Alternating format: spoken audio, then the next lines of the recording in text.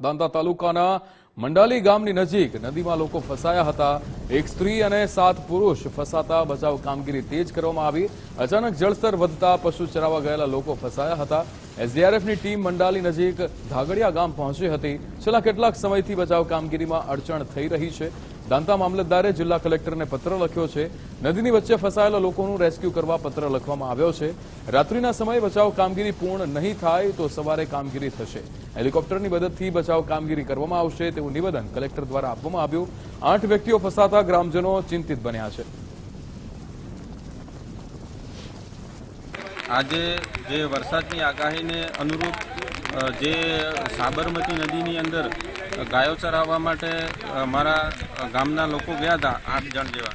તે અત્યારે સાબરમતી નદી આવી છે અચાનક જ તો અંદર ફસાયા છે, તો એમને કાઢવા માટે અત્યારે પ્રોસેસ ચાલુ છે। એસડીઆરએફની ટીમ અત્યારે બોલાવી હતી આવી છે અને એ તાત્કાલિક ધોરણે આવતા તેમના કામ અત્યારે ચાલુ છે કાઢવા માટે અને પ્રોસેસ ચાલુ છે। તો અહીંયા જે રીતે નદીમાં 8 લોકો ફસાયા હોવાની વિગતો સામે આવી રહી છે। અત્યારે રેસ્ક્યુ ઓપરેશન પણ તેજ કરવામાં આવ્યું છે। બચાવ કામગીરી તેજ થયેલી છે।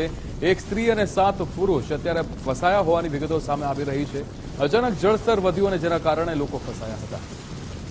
શક્તિસિંહ રાજપૂત આપણી સાથે ફોન લાઈન પર જોડાઈ ગયા છે। શક્તિસિંહ, અત્યારે શું પરિસ્થિતિ છે? ત્યાંની 8 લોકો ફસાયા છે, એક સ્ત્રી 7 પુરુષ ફસાયા છે।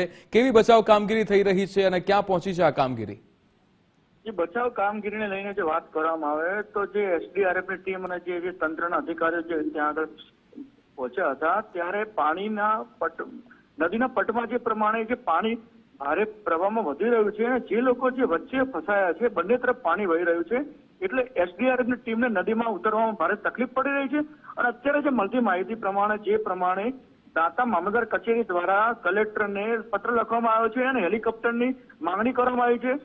જ્યાં સુધી જો રાત સુધી જો આ લોકોનો બચાવ કામગીરી નહીં થાય તો વહેલી સવારે હેલિકોપ્ટર દ્વારા આ લોકોને બચાવવાની કામગીરી હાથ ધરવામાં આવશે, જેમાં 7 પુરુષ છે અને 1 મહિલા છે।